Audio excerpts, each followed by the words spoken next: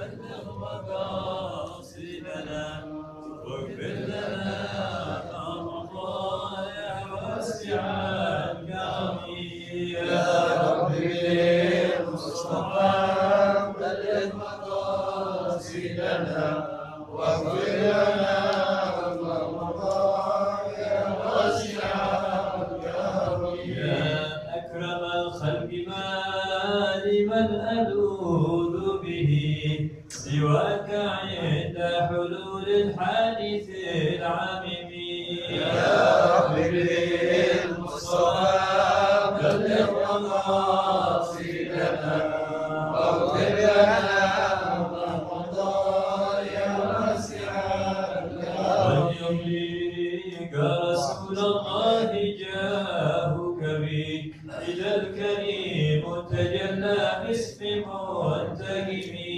يا رب بالمصطفى بلغ مقاصدنا واغفر لنا ما مضى يا واسع الكرم جودك الدنيا وضرتها ومن علومك علم اللوح والقلم يا رب بالمصطفى بلغ مقاصدنا واغفر لنا ما مضى يا واسع الكرم يا نفس لا تقنطي من جنة عذبت إن الكبائر في الغفران كالأمم يا رب بالمصطفى بلغ مقاصدنا واغفر لنا ما مضى يا واسع الكرم رحمة ربي حين يكسبها تأتي على حسب العصيان في القسم يا رب بالمصطفى بلغ مقاصدنا واغفر لنا ما مضى يا واسع الكرم واجعل رجائي غير منعكس لديك واجعل حسابي غير منخرم يا رب بالمصطفى بلغ مقاصدنا واغفر لنا ما مضى يا واسع الكرم بعبدك في الدارين إن له صبرا متى تدعوه الأهوال ينهزم يا رب بالمصطفى بلغ مقاصدنا واغفر لنا ما مضى يا واسع الكرم بصاحب صلاة منك دائمة على النبي بمنهل ومنسلم يا رب بالمصطفى بلغ مقاصدنا واغفر لنا ما مضى يا واسع الكرم عتبات الباني ريح الصبا وأضرب العيس حاج العيس بالنغم يا رب بالمصطفى بلغ مقاصدنا واغفر لنا ما مضى يا واسع الكرم عن أبي بكر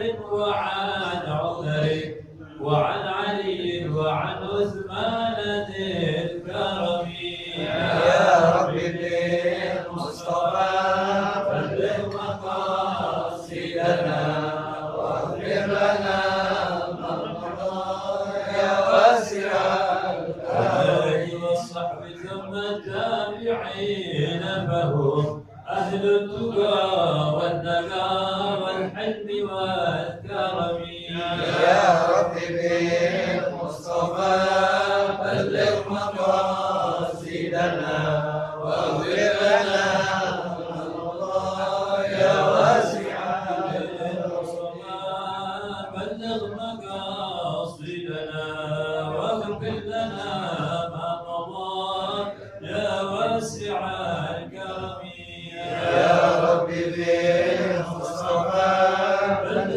مقاصدنا واغفر لنا الله يا واسع اللهم صل وسلم وبارك حبيبنا الله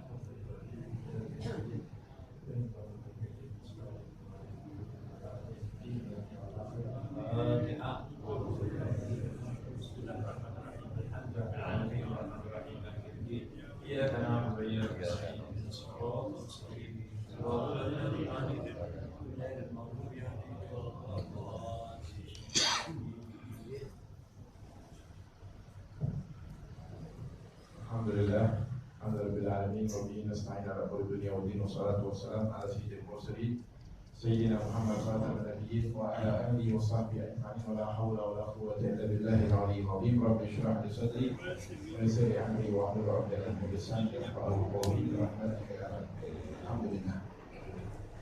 Alhamdulillah, puji serta syukur marilah kita panjatkan kehadirat Allah Subhanahu wa taala yang telah berikan kepada kita berbagai macam nikmat yang berupa nikmatul iman wal Islam, nikmat sehat wal afiyah, taufik wal hidayah, nikmat panjang umur, nikmat dijadikan kafir Rasulullah sallallahu alaihi wasallam. Alhamdulillah, tentunya dengan nikmat-nikmat tersebut pada kesempatan malam hari ini kita dapat kembali lagi hadir dalam pengajian kita.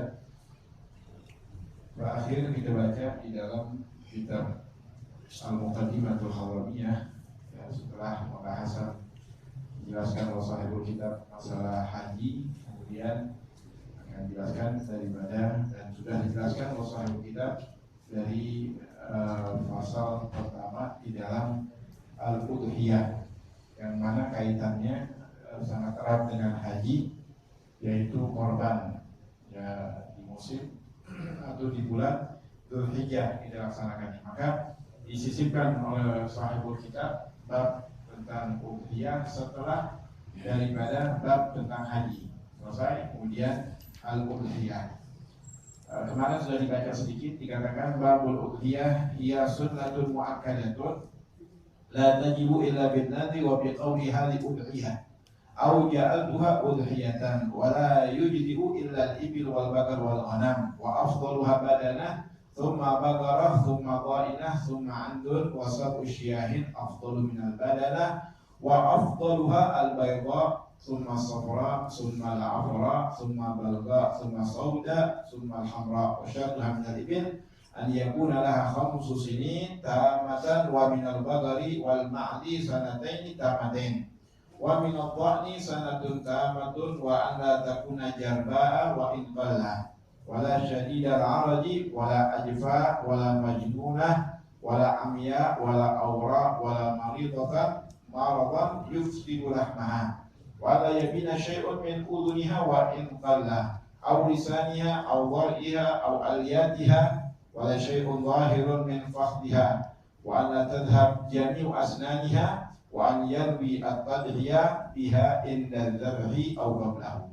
Wa waktu tadhiyah ba'da tulu'i syams yawman nahar wa mudhi rak'atain wa khutbatain khafifatan ila akhir ayyam tasyrik wa yajibu tasadduq bi syai'in min lahmiha nayyan wa la yajuzu bai'u syai'in minha wa yatasaddaqu bi jami'il mandurah wa yukrahu an yuzila syai'an min sya'rihi aw ghairihi fi ashril hijjah hatta yudahi wallahu ta'ala a'lam bissawab.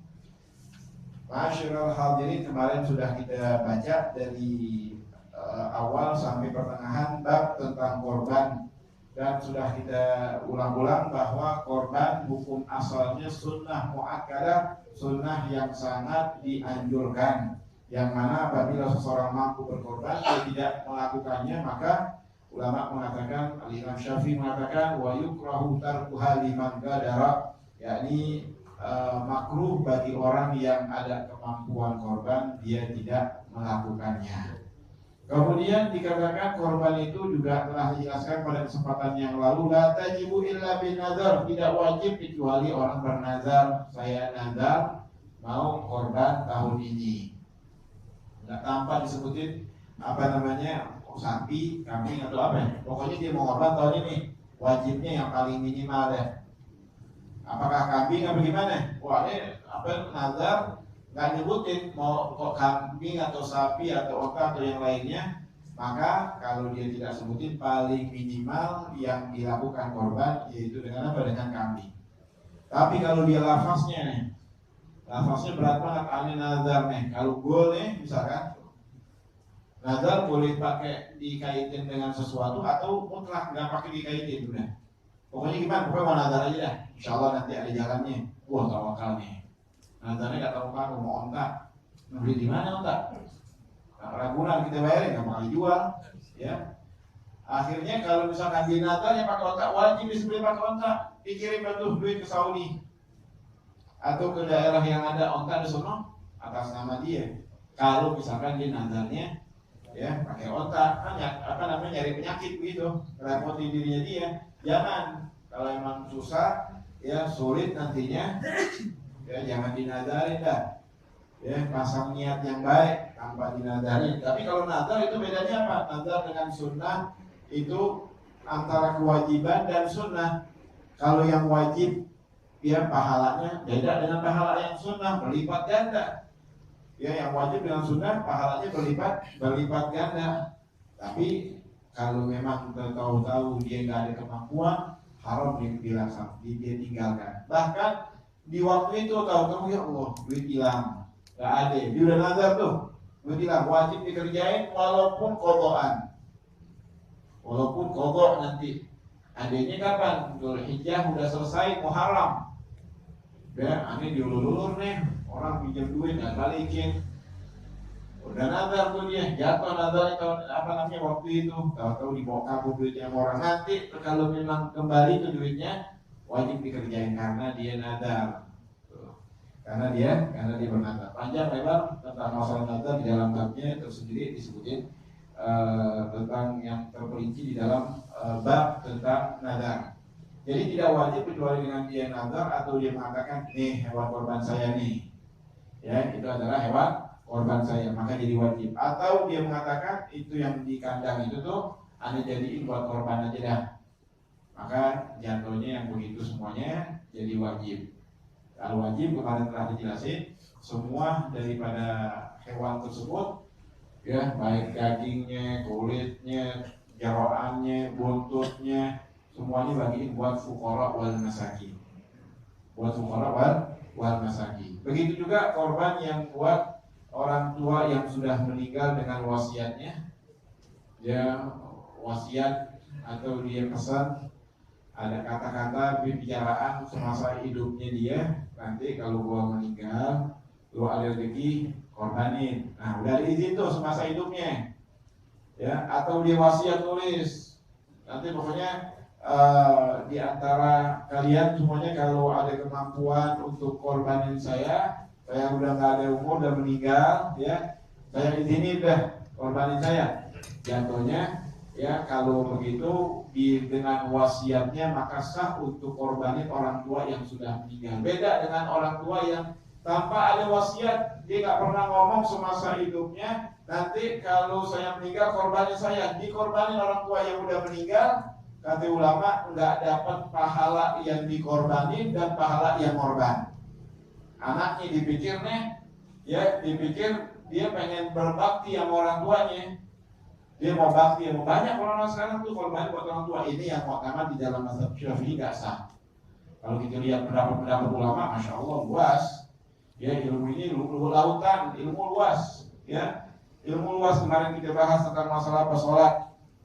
Ya, sholat kalau dalam dua bangunan tertutup nggak sah di bangunan yang satunya kalau memang di luar masjid. Kalau di dalam masjid nggak apa-apa.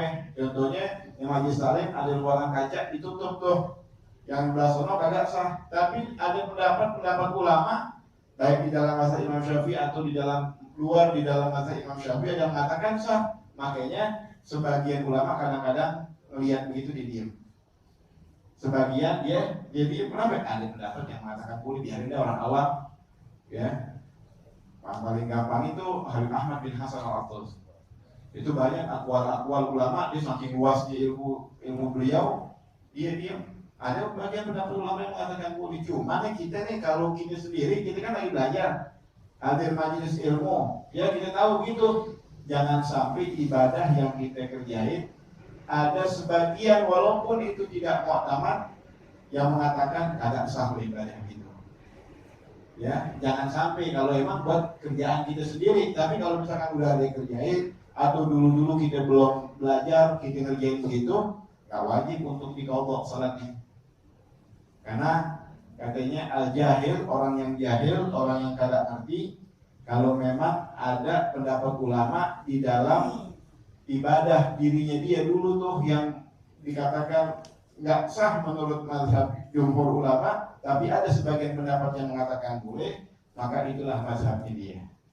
Oh kalau gitu enak loh orang jahil, bukan enak begitu, nggak sampai di situ. Dia itu dengan dia duduk di rumah nggak hadir majelis taklim, nggak duduk sama ulama, mendapatkan dosa dengan diamnya dia. Dia mendapatkan dosa dengan dia tidak menghadiri daripada majelis ilmu. Dia nggak nanya itu dosa hukum. Kan Allah Subhanahu Wa Taala perintahkan di dalam Al-Quran, fas'alu ahla dzikri in kuntum la ta'lamun. Tanya orang yang mengerti apabila kalian tidak mengetahui. Fas'alu di sini adalah amar, perintah dari Allah Subhanahu Wa Taala, hukumnya wajib. Ini tentang yang kewajiban dulu nih kita, ilmu-ilmu yang wajib untuk kita pelajari. Nanti ilmu-ilmu yang yang luas itu nggak diwajibkan kecuali memang kita akan terjun di dalamnya. Kayak misalkan ilmu muamalat, jual beli, bagaimana jual beli yang sah, tanya, pelajari kalau kita mau terjun. Kan nggak semuanya orang itu terjun di dalam jual beli. Tapi kalau ibadah sehari-hari nih, sembahyang, kemudian apalagi wudu, kemudian puasa, zakat, haji, itu ya tatkala waktunya wajib untuk kita mempelajari, ya, dan ilmu yang wajib untuk kita pelajari dalam rukun Islam tersebut. Mobil khusus tentang masalah sholat.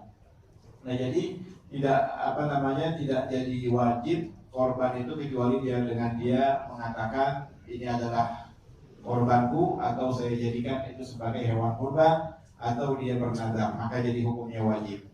Dan juga telah dijelaskan oleh sahibul kita pada kesempatan yang lalu, tidak boleh berkorban itu kecuali hanya pada 3 jenis hewan kurban, yaitu unta, sapi, kemudian kambing, sapi atau kerbau, sama ya. Itu hanya 3 jenis hewan kurban, lain daripada itu tidak diperbolehkan. Kemarin sudah kita singgung, ada pendapat dari Ibnu Abbas, sahabat Rasulullah SAW, yang meriwayatkan beliau pernah di zaman Rasulullah SAW menyembelih daripada korban dengan seekor ayam, tapi ini disanggah semuanya oleh ulama, itu nggak semuanya yang dikerjain oleh sahabat boleh dikerjain ya oleh umat-umat setelah daripada sahabat. Ada yang khususiat diberikan rukhsah buat dia, tapi buat yang lain tidak diberikan rukhsah. Tapi ulama mengkaji di dalam masalah itu, ini katanya kasih kabar gembira kepada fuqara wal masakin. Tuh. Kasih kabar gembira nih, jangan berkecil hati. Orang-orang yang kagak mampu mau korban beli kambing, sampai dia kumpulin celengan, ya, padahal kan nggak wajib itu, tapi dia pengen banget dapat pahala korban. belajar pakai ayam. Tajwid mazhab Imam Ibnu Abbas yang mengatakan korban boleh pakai ayam. Jangan pasar beli potong ayam. Ayo niatin korban saya. Bingung orang ayamnya. Ya, niat korban buat korban. Apa nih pakai ayam? Ya, udah bentar aja dah ngaji sama dah mau salib. Ya ngerti. Itu pendapat-pendapat seperti itu jangan kita sebar, maksudnya kita ajarin orang-orang awam. Ini buat amal diri kita aja. Buat kita yang ngamalin diri kita, yang mana kita pengen banget korban nggak dapat, nggak mampu, itu pakai di situ. Ya, ada yang mengatakan daripada boleh dengan apa, dengan ayam. Tapi yang utama di sini katakan ya tidak boleh kecuali 3 jenis: unta, sapi, kemudian kambing. Dengan berbagai macam jenisnya. Yang paling terafdol adalah unta, kemudian sapi, kemudian domba, kemudian kambing biasa. Itu yang paling afdol dari segi urutan jenis hewan kurbannya. Kemudian juga telah dijelaskan dan 7 ekor kambing lebih afdol daripada 1 ekor onta sekalipun. 7 ekor kambing atas nama 1 orang lebih afdol dilakukan itu daripada 1 ekor onta. Kita kalau ada yang korban onta di pasar minggu sini, wah masuk berita, potong onta di sana, nggak ada di mana-mana. Tapi kita potong 7 ekor di sisi Allah Subhanahu Wa Taala lebih afdol daripada 1 ekor onta. Apalagi sapi atas nama satu orang, itu yang lebih afdol. Dikatakan wasabu syiahin afdalu minal badanah. Wa afdaluha, dan yang terafdol kemarin juga telah dijelaskan, yang berwarna bayda, yang berwarna putih. Summa al-afra, summa al-afra, summa barda, summa sauda, summa al-hamra. Kemudian selain daripada yang berwarna putih, baik yang berwarna agak kuning-kuningan atau agak kecoklatan, agak kemerahan, kemudian yang berwarna hitam, yang berwarna belang, itu ya derajat setelah daripada yang berwarna putih. Ini hikmahnya katanya adalah lita'abudiyah, untuk mengikuti daripada sunnahnya Rasulullah SAW. Ada juga yang mengkaji bahwa dikatakan bahwa ladamu afra atyabu indallahi min saudawain. Itu dengan hewan kurban yang berwarna putih itu lebih disukai oleh Allah Subhanahu Wa Taala daripada yang berwarna saudawain, yang berwarna hitam atau selain daripada putih. Ya, ulama mengatakan li'annahu atyabal lahman. Itu dagingnya katanya yang warna putih, ya, hewan kurban yang berwarna putih dagingnya lebih lezat ketimbang yang pada warna-warna lain. Kita kan nggak ngerti, ya, kita nggak tahu gimana, nggak bisa ngebedain, kita belum ada zoknya ke situ kita. Ya, mungkin orang-orang yang udah pada ngerti dia tahu tuh, beda nih daging, bisa ngebedain gitu. Kayak sekarang pedagang mobil, kita nggak tahu nih mobil bekas tabrakan apa kagak, tanya ahlinya. Oh, di bekas tabrakan tuh lihat begini. Kita nggak ngerti ya tuh. Udah pokoknya udah dipoles semuanya, dirapiin. Ini juga orang-orang yang biasa ahli dalam bidang permakanan, ya, perdagingan, dia tahu nih daging ini daging, bisa ngebedain. Coba kita kasih orang awam nggak bisa, nggak tahu dia. Bahkan dia tahu nih, ya, ini dagingnya begini, ini daging muda, ini daging ini. Kata ulama di sini dikatakan dalam kitab Busyrul Karim bahwa itu hikmahnya katanya diunggulkan daripada warna putih li'annahu atyabal lahman, lebih lezat daripada dagingnya. Kemudian wa syartuha minal ibil an yakuna 5 sinin tamah. Disyaratkan daripada hewan onta harus berumur 5 tahun yang sempurna. Wa minal bagari wal ma'dhi, dan daripada sapi dan kambing, ya, kambing biasa bukan domba, harus sudah berumur 2 tahun. Nggak boleh walaupun 2 tahun belum kupak, yang mu'tamad nggak sah. Nggak pakai kupak-kupakan kecuali domba. Domba dilihat udah kupak apa belum, ya. Tapi di sini dikatakan wa minal bagar, dan daripada sapi dan kambing, ya, kambing biasa selain domba itu harus berumur 2 tahun. Ditanyanya yang kita beli tuh, Bang, ini berapa nih harganya nih? Ini berapa tahun umurnya? Tanya begitu aja, nggak apa-apa kita. Kalau kita misalkan yakin, kita misalkan ada serak diri kita sama dia nih, benar nih, nggak mungkin dibohong. Coba lihat nih, ini berapa. Oh, ini sekian, umurnya sekian, ini sekian, umurnya sekian. Nggak usah pakai kita minta bayinah. Coba dong lihat ada fotonya nggak waktu dia lahir tanggal berapa ya? akte kelahirannya, surat bidangnya, ini nggak mesti. Walhasil dia ngomong begitu, ini udah 2 tahun, ini 2 tahun lebih, ini belum sampai nih, dikit lagi 2 tahun nih, ya gitu udah siapin kue ulang tahunnya buat dia, misalkan belum sampai 2 tahun nggak sah korbannya, harus umurnya 2 tahun yang sempurna, 2 tahun yang sempurna jalan sehari, setahun udah nih, 2 tahun udah jalan sehari atau jalan 2 hari, udah masuk daripada 2 tahun lebih. Itu dari onta dan kambing biasa. Wa minal dha'ni, dan daripada kambing dha'an yaitu domba, ya domba, antakuna sanatun tamah, harus umurnya 1 tahun yang sempurna. 1 tahun yang sempurna, au tajida, atau dia sudah tajida, yaitu yaskut sinnuha, walau 12 sanah, ya walau 12 sanah, udah copot gigi depannya, atau apa namanya udah kupak begitu. Kalau udah kupak, kambing domba nih, walaupun belum umurnya setahun nggak apa-apa. Atau sebaliknya, dia belum kupak tapi umurnya udah setahun. Paham itu? Kadang-kadang panitia sok tahu, dibawa nih kambing ke panitia, korban saya periksa panitia, oh ini belum kupak, kali gini lagi sama. Ini umurnya udah setahun lebih, bahkan setahun lebih, ya enggak, ini belum kupak, enggak sah. Panitia bilang gitu, dia tahunya pakai kupak. Padahal kalau kambing domba itu cukup umurnya setahun.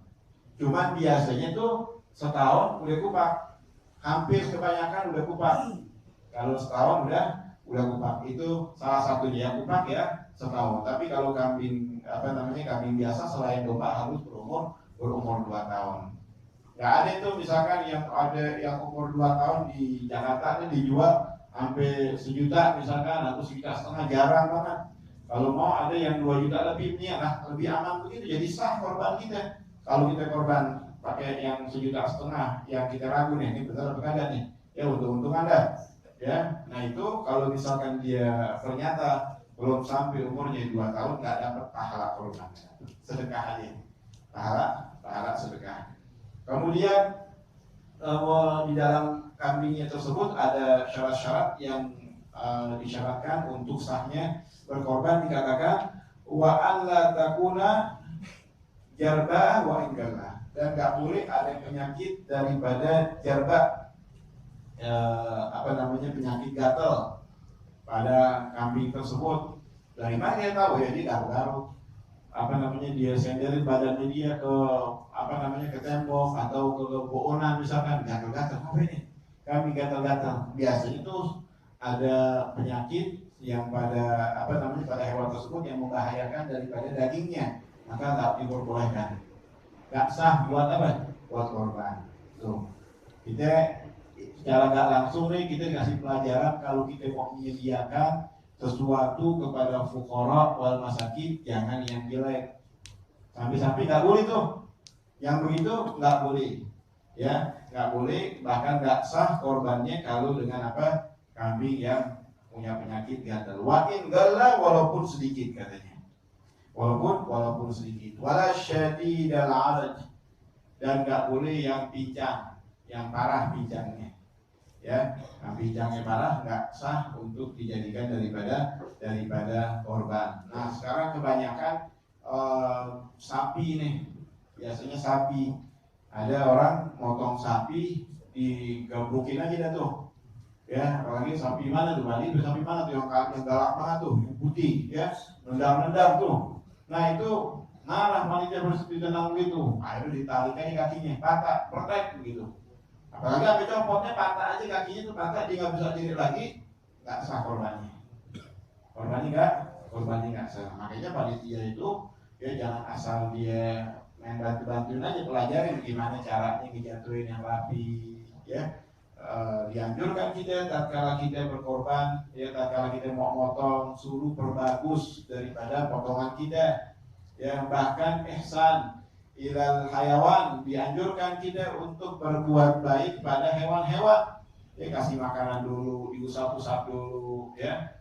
Nah, itu di antara daripada anjuran tatkala kita memotong hewan kurban, atau kita memotong waktu bukan dalam keadaan korban, dianjurkan untuk berbuat baik pada hewan tersebut. Wala ajfa, dan nggak boleh juga yang apa? Yang ajfa, yang nggak mempunyai daripada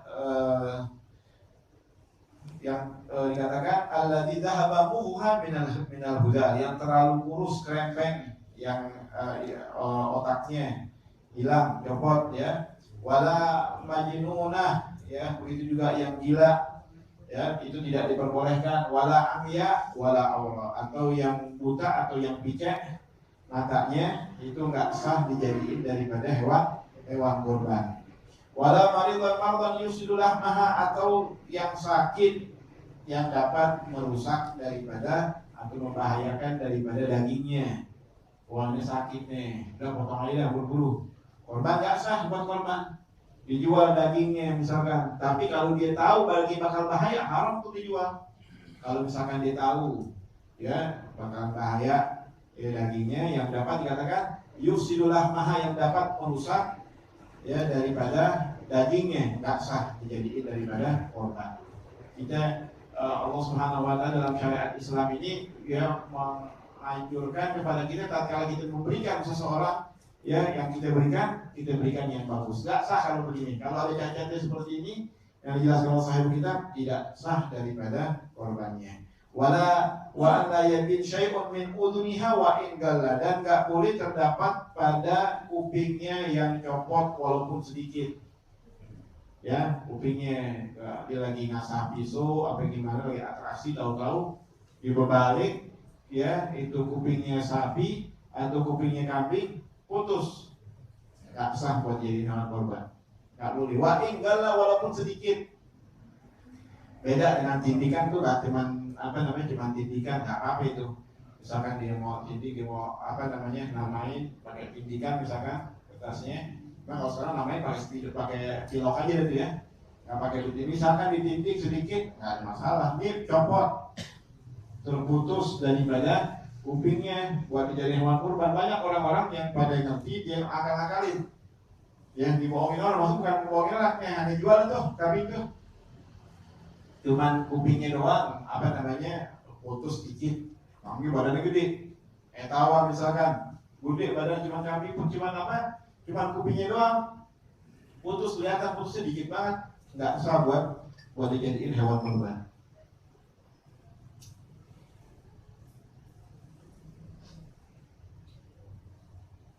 Apa kata sahib kitab? Wa an la yabin syai'un min uduniha wa in qalla. Kemudian dikatakan wa ibaratuha wa la tujzi'ul maqtu'ah al-udhun wa in qata'a ba'daha wa lam yabin bal baqiya mutadalliyan lam yamna al-asah. Kalau misalkan ada orang nggak sengaja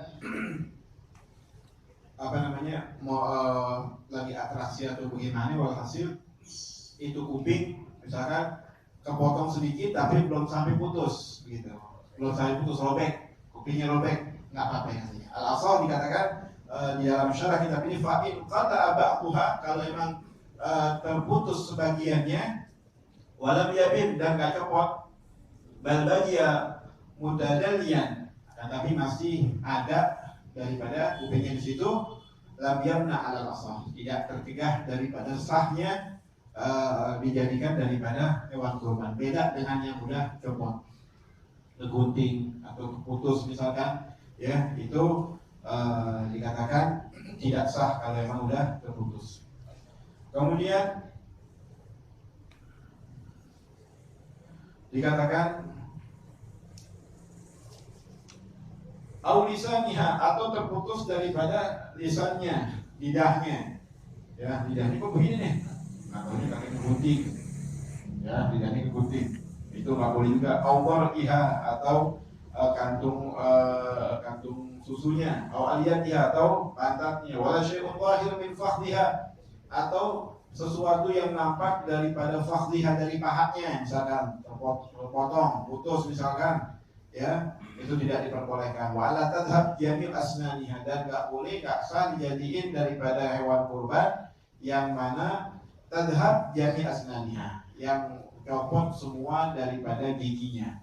Ya, nggak ada yang begitu, jarang. Ya, sebagian yang paling copotnya semua daripada giginya copot itu tidak diperbolehkan untuk dijadikan daripada hewan kurban. Banyak orang-orang yang menjual kambing, dia mau biar sah kambingnya, biar apa dikatakan memenuhi syarat. Nih kalau udah kupak, ya baru sah. Nih nggak kupak, ini mau copotin salah copotin ya semua copot giginya. Nah itu nggak sah dijadiin daripada korban. Kemudian wa an yanwiya tadhiya biha inda dzabhi au qablahu.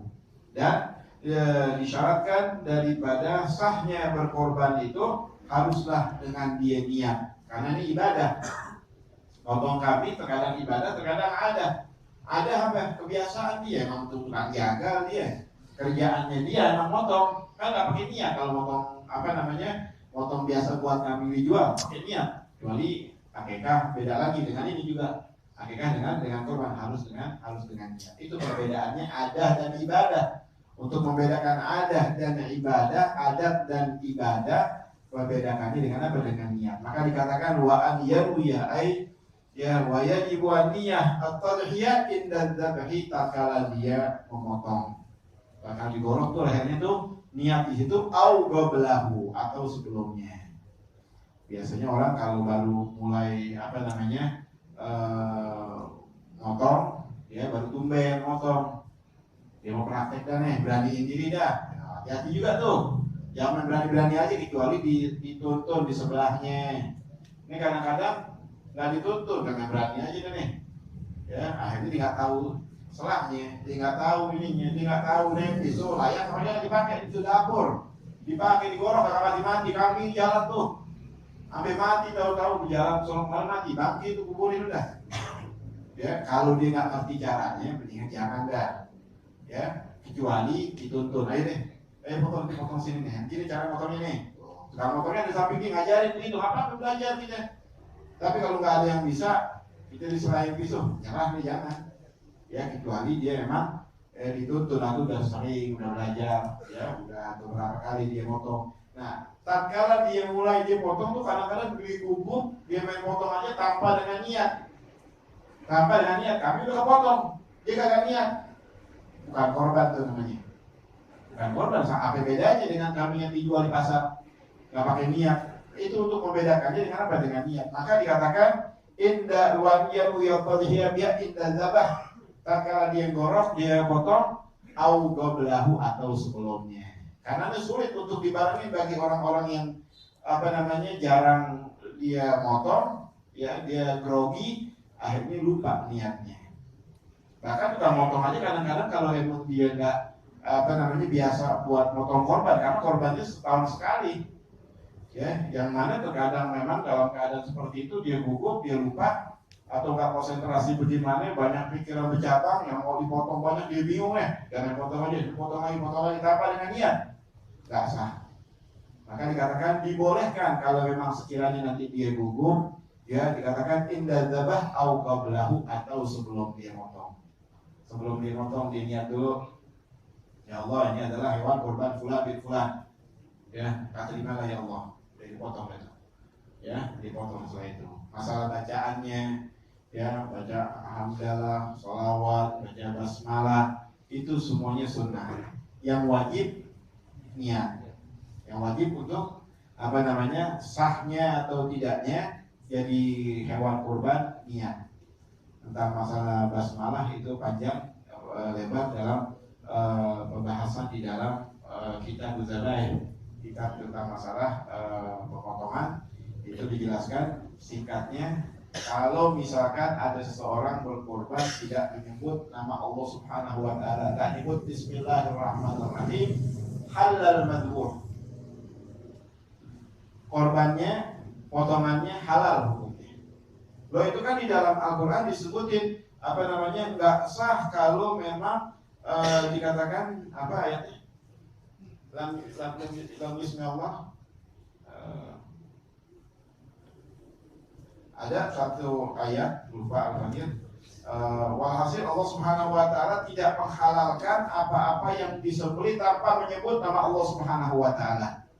Ya, maksudnya kalau apa itu ayat tersebut adalah dia menyembelih dikarenakan untuk apa namanya keselamatan, untuk misalkan berhala atau untuk jin, untuk ini biar aman nih, biar kagak ada bahaya di sini. Ini sembelih daripada sapi, palanya dikubur, palanya dilempari ke lautan.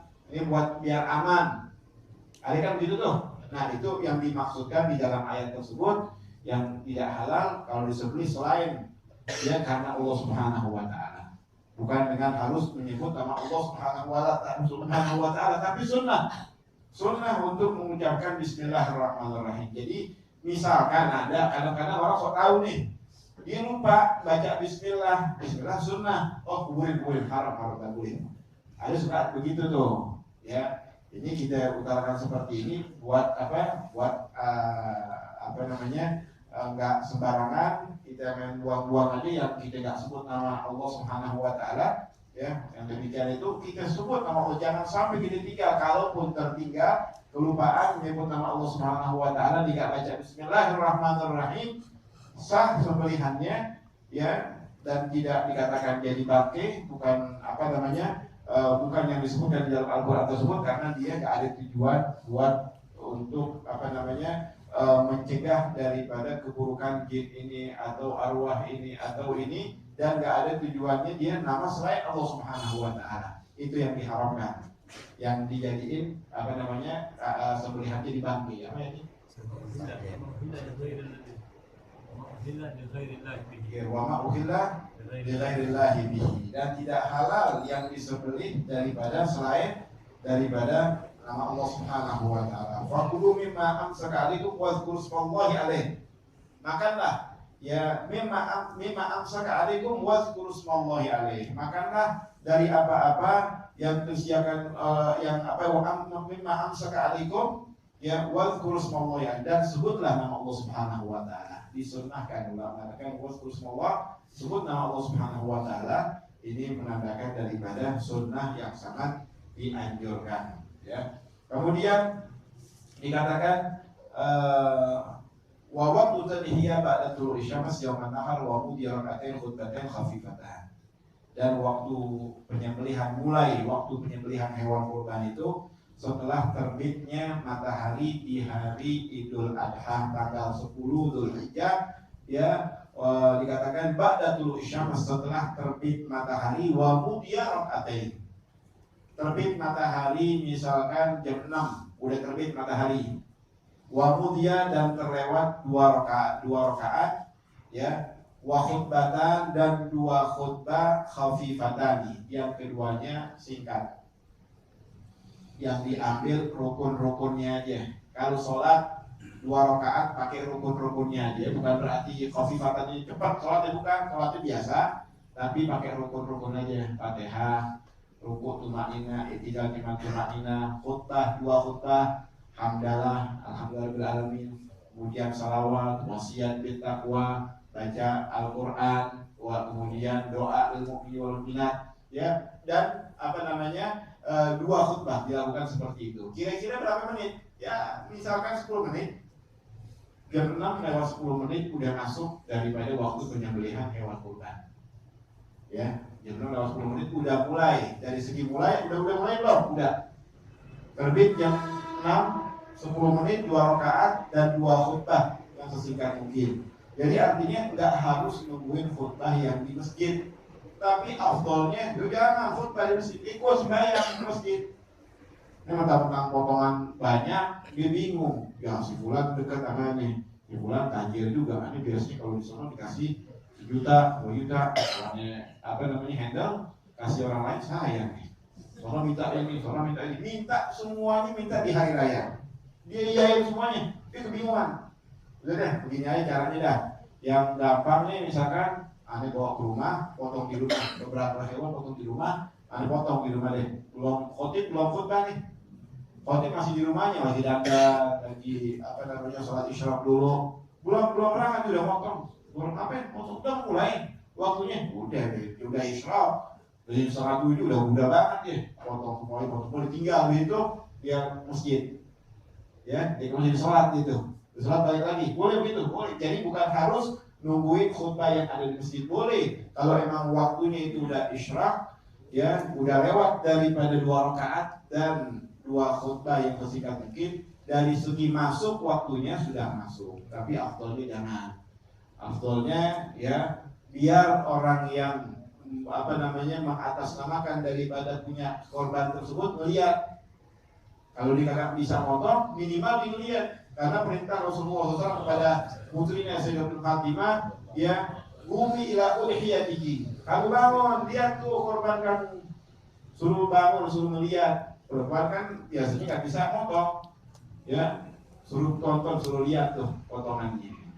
Ya dianjurkan kita itu untuk melihat, paling kagak kita melihat sembelihan daripada sembelihan korban kita. Ila akhir ayam tasyrik, sampai akhir hari tasyrik. Sampai akhir hari tasyrik itu dari segi waktunya.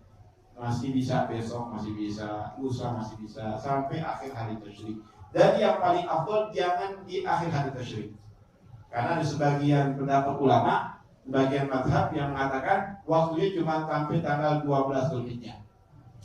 Kalau udah lewat dari 12 Zulhijjah, udah habis waktunya menurut sebagian mazhab. Ya, kita kan tadi udah kita ketahui jangan sampai ibadah kita ada yang mengatakan yang nggak sah nih. Kalau kita ngarepin apa? Murahnya. Korban kami udah pada berapa kan dah? Kalau udah tanggal 13 gua berapa dijual dah? Daripada dibalikin lagi, soalnya mungkin tuh berapa dijual deh? Yang tadinya 3 juta jadi 1,5 juta. Wah kan murah banget. Dia ngarepin yang begitu. Nungguinnya kapan? Tanggal 13 Zulhijjah. Gua pokoknya kalau nggak laku deh kabarin gua nih. Ya, kabarin gua itu 1,5 juta. Boleh nggak seperti itu? Diperbolehkan. Tapi menurut sebagian ulama, ya itu tidak sah. Tapi yang pertama, ya pendapat yang paling kuat sah walaupun sampai pada tanggal akhir hari tasyrik sebelum masuk waktu maghrib.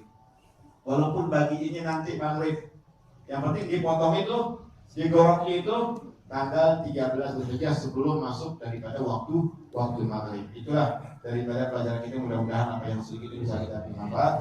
Wassalamualaikum warahmatullahi wabarakatuh. Rabbana anfa'na bima 'allamtana.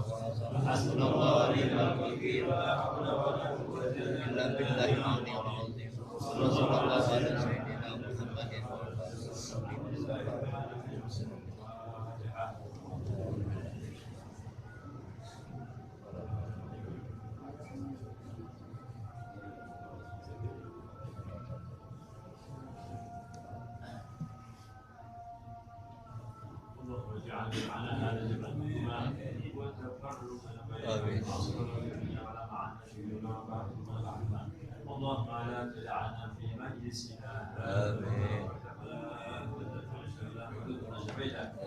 لا ضال إلا هديك ولا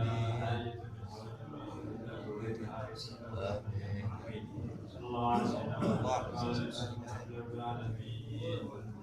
Anak jemaah sekalian,